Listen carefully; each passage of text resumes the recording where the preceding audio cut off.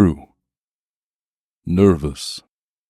Very, very dreadfully nervous I had been, and am. But why will you say that I am mad? The disease had sharpened my senses, not destroyed, not dulled them. Above all was the sense of hearing acute. I heard all things in the heaven and in the earth. I heard many things in hell. How, then, am I mad? Hearken and observe. How healthily, how calmly I can tell you the whole story. It is impossible to say how first the idea entered my brain, but once conceived, it haunted me, day and night. Object there was none. Passion there was none. I loved the old man. He had never wronged me. He had never given me insult. For his gold I had no desire. I think it was his eye. Yes, it was this. One of his eyes resembled that of a vulture, a pale blue eye with a film over it. Whenever it fell upon me, my blood ran cold, and so by degrees, very gradually, I made up my mind to take the life of the old man, and thus rid myself of the eye forever. Now this is the point. You fancy me mad. Mad men know nothing. But you should have seen me. You should have seen how wisely I proceeded, with what caution, with what foresight, with what dissimulation I went to work. I was never kinder to the old man than during the whole week before I killed him. And every night about midnight, I turned the latch of his door and opened it, oh, so gently. And then, when I had made an opening sufficient for my head, I put in a dark lantern all closed, so that no light shone out. And then I thrust in my head. Oh, you would have laughed to see how cunningly I thrust it in. I moved it slowly, very, very slowly, so that I might not disturb the old man's sleep. It took me an hour to place my whole head within the opening so far that I could see him as he lay upon his bed. Ha! Would a madman have been so wise as this? And then, when my head was well in the room, I undid the lantern cautiously, oh, so cautiously. Cautiously, for the hinges creaked. I undid it just so much that a single thin ray fell upon the vulture eye. And this I did for 7 long nights, every night just at midnight. But I found the eye always closed, and so it was impossible to do the work, for it was not the old man who vexed me, but his evil eye. And every morning when the day broke, I went boldly into the chamber and spoke courageously to him, calling him by name in a hearty tone and inquiring how he had passed the night. So you see, he would have been a very profound old man indeed to suspect that every night, just at 12, I looked in upon him while he slept. Upon the 8th night, I was more than usually cautious in opening the door. A watch's minute hand moves more quickly than did mine. Never before that night had I felt the extent of my own powers, of my sagacity. I could scarcely contain my feelings of triumph. To think that there I was, opening the door little by little, and he not even to dream of my secret deeds or thoughts. I fairly chuckled at the idea, and perhaps he heard me, for he moved on the bed suddenly, as if startled. Now you may think that I drew back, but no. His room was as black as pitch with the thick darkness, for the shutters were close fastened through fear of robbers. And so I knew that he could not see the opening of the door, and I kept pushing it on steadily. I had my head in and was about to open the lantern, when my thumb slipped upon the tin fastening and the old man sprang up in the bed, crying out, "Who's there?" I kept quite still and said nothing. For a whole hour I did not move a muscle, and in the meantime I did not hear him lie down. He was still sitting up in the bed listening, just as I have done, night after night, hearkening to the death watches in the wall. Presently I heard a slight groan, and I knew it was the groan of mortal terror. It was not a groan of pain or of grief, oh no. It was the low, stifled sound that arises from the bottom of the soul when overcharged with awe. I knew the sound well. Many a night just at midnight, when all the world slept, it had welled up from my own bosom, deepening with its dreadful echo the terrors that distracted me. I say I knew it well. I knew what the old man felt, and pitied him, although I chuckled at heart. I knew that he had been lying awake ever since the first slight noise, when he had turned in the bed. His fears had been ever since growing upon him. He had been trying to fancy them causeless, but could not. He had been saying to himself, "It is nothing but the wind in the chimney. It is only a mouse crossing the floor." Or, "It is merely a cricket which has made a single chirp." Yes, he has been trying to comfort himself with these suppositions. But he had found all in vain, because death, in approaching him, had stalked with his black shadow before him, and enveloped the victim. And it was the mournful influence of the unperceived shadow that caused him to feel, although he neither saw nor heard, to feel the presence of my head within the room. When I had waited a long time, very patiently, without hearing him lie down, I resolved to open a very little crevice in the lantern. So I opened it. You cannot imagine how stealthily, until at length a single dim ray, like the thread of the spider, shot from out the crevice, and fell upon the vulture eye. It was open, wide open, and I grew furious as I gazed upon it.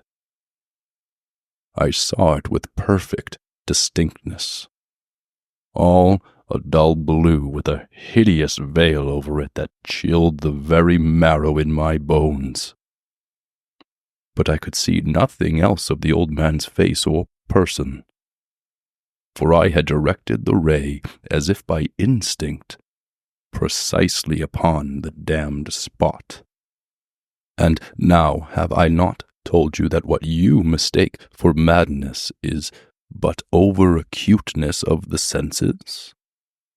Now, I say, there came to my ears a low, dull, quick sound, such as a watch makes when enveloped in cotton. I knew that sound well, too. It was the beating of the old man's heart. It increased my fury, as the beating of a drum stimulates the soldier into courage. But even yet I refrained and kept still. I scarcely breathed. I held the lantern motionless. I tried how steadily I could maintain the ray upon the eye. Meantime, the hellish tattoo of the heart increased. It grew quicker and quicker and louder every instant. The old man's terror must have been extreme. It grew louder, I say, louder every moment. Do you mark me well? I have told you that I am nervous. So I am. And now, at the dead hour of the night, amid the dreadful silence of that old house, so strange a noise as this excited me to uncontrollable terror. Yet, for some minutes longer, I refrained and stood still. But the beating grew louder.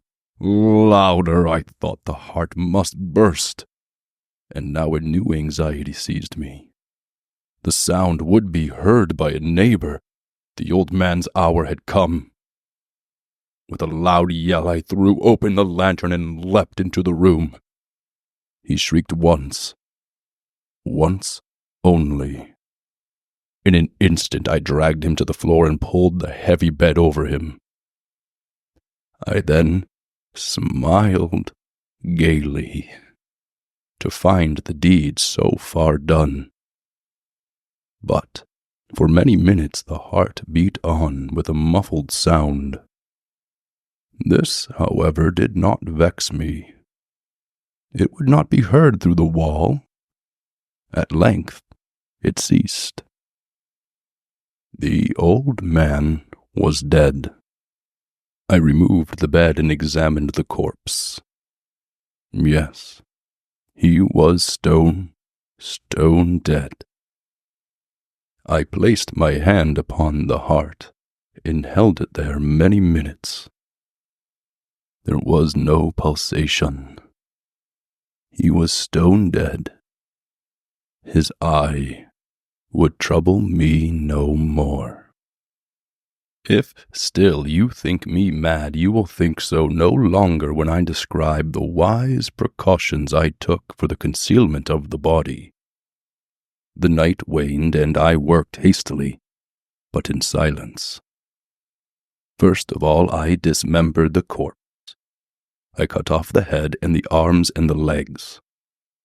I then took up 3 planks from the flooring of the chamber, and deposited all between the scantlings.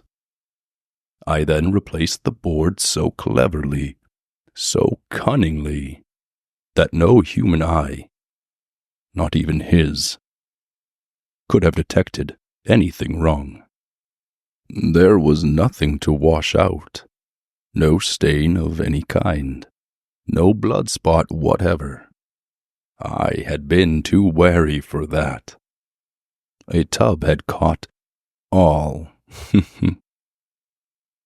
When I had made an end of these labors, it was 4 o'clock, still dark as midnight. As the bell sounded the hour, there came a knocking at the street door. I went down to open it with a light heart, for what had I now to fear? There entered 3 men who introduced themselves with perfect suavity as officers of the police. A shriek had been heard by a neighbor during the night. Suspicion of foul play had been aroused.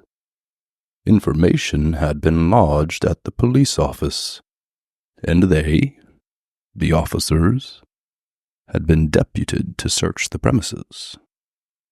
I smiled, for what had I to fear? I bade the gentleman welcome. The shriek, I said, was my own in a dream. The old man, I mentioned, was absent in the country. I took my visitors all over the house. I bade them search well. I led them, at length, to his chamber. I showed them his treasures, secure, undisturbed.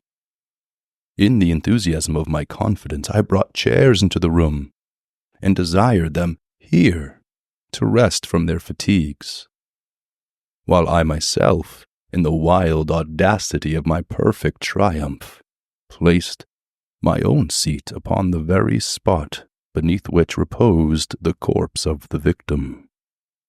The officers were satisfied. My manner had convinced them. I was singularly at ease. They sat, and while I answered cheerily, they chatted of familiar things. But ere long, I felt myself getting pale, and wished them gone. My head ached, and I fancied a ringing in my ears. But still they sat, and still chatted. The ringing became more distinct.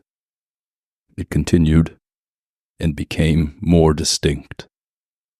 I talked more freely to get rid of the feeling, but it continued, and gained definitiveness, until, at length, I found that the noise was not within my ears.